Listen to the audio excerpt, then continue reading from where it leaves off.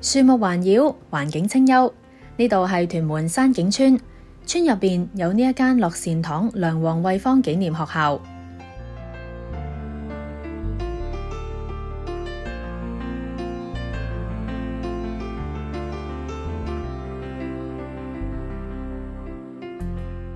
嚟到山景村呢一間學校，佢自成一角嘅噃。原來呢一間學校喺10年之前曾經瀕臨殺校，小一入學嘅學生最少只係得3個人啫。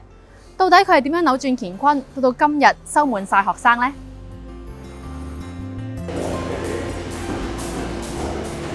希宇喺呢度讀咗3年，就玩咗花式跳繩3年。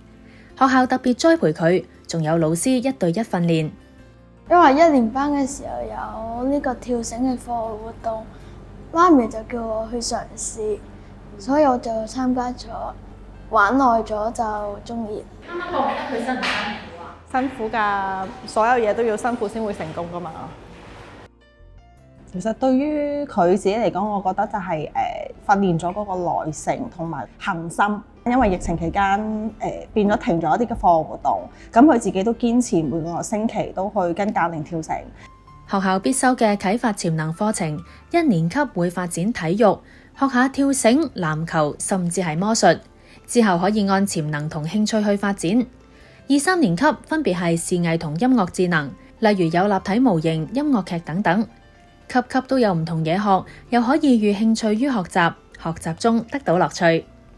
起碼唔同課外活動嘅時候，都令到佢見到唔同嘅嘢，咁變咗佢自己嘅眼界擴闊咗啦。咁而且有唔同嘅活動，學校都好鼓勵佢哋出去比賽嘅，無論係即係學校聯校啊，或者一啲嘅公開嘅比賽都參加嘅時候，出去嘅時候就會鎮定啲啦，亦都學識咗點樣去解決當下嗰個困難啦。咁其實在於佢讀書去即係考試嘅時候，面對一啲試卷上面嘅困難，甚至乎將來長大啦，出嚟社會做事嘅時候，一啲嘅困難都要佢自己去面對嘅時候，呢啲都係一啲嘅小訓練俾到佢哋咯。而我哋見到佢去訓練、去比賽嘅時候，我哋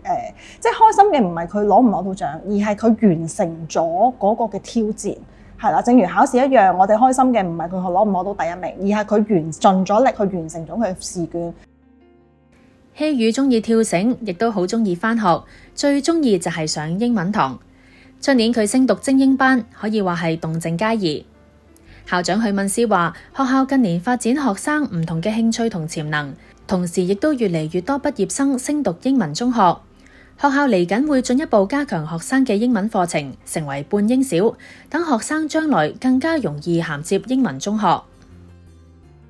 我哋學校就聘請咗3個外籍英語老師嘅，咁嗰3個外籍英語老師咧，除咗響英文嘅課堂嘅教學之外，因為我哋學校有校本嘅 phonics 嘅課程啦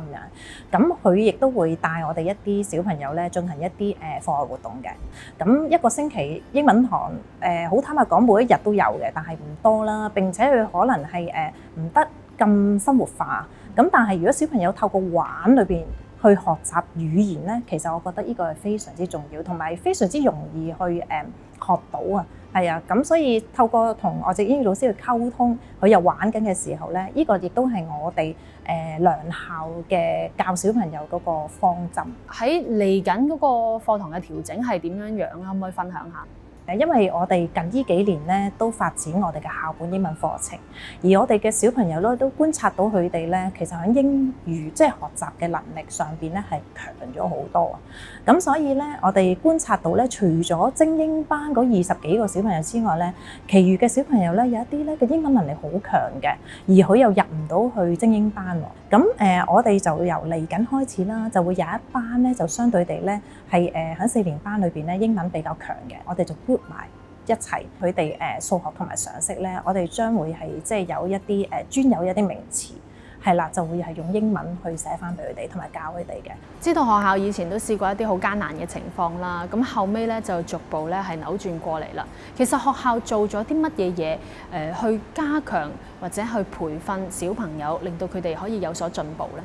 咁都係講緊10年之前，唔係好耐啦咁樣。當時咧，我哋學校咧就我諗全香港都係㗎啦，收生不足啦，我哋學校係被殺咗嘅。咁校監好好啦，辦學團體樂善堂亦都好好啦，資助咗學校去辦私小一。咁當時咧就只係得3個學生嘅啫，係啦。咁但係經過團隊嘅努力，即係老師之間嘅合作，大家個目標要一致，咁所以就陸陸續續就收咗好多啦。咁而家我哋學校就26班啦，即係而家我諗大家都好多時候講 STEM 啦，係咪？咁但係其實我哋早響7-8年之前咧，我哋已經係被賽馬會挑選咗全香港13間學校行呢個先導嘅編程嘅課程嘅。近呢幾年嘅我哋嘅小六畢業生去到即係唔同嘅中學啦，咁啲中學嘅校長同埋老師都有同我分享，佢哋係變咗一個即係編程嘅助教咁樣，因為佢哋喺呢方面嘅知識上面掌握得好好，係啦，同埋亦都會觀察到咧，嗰啲小朋友未必係真係可能平時成績上邊係頭嗰10名嘅，但係可以真正活出我哋學校嗰個辦學理念，係啦，就係啟發小朋友嘅潛能。學校遠離旺區或者大馬路，嚟緊新學年校舍重新裝修，更加融合大自然清新寧靜嘅環境，希望小朋友更加享受簡樸純真嘅校園生活。